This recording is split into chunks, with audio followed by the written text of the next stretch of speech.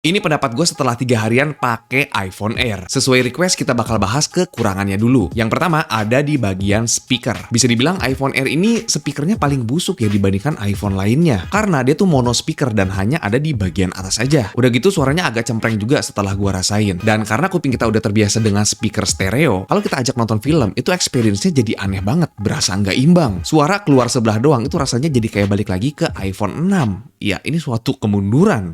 I'm taking it.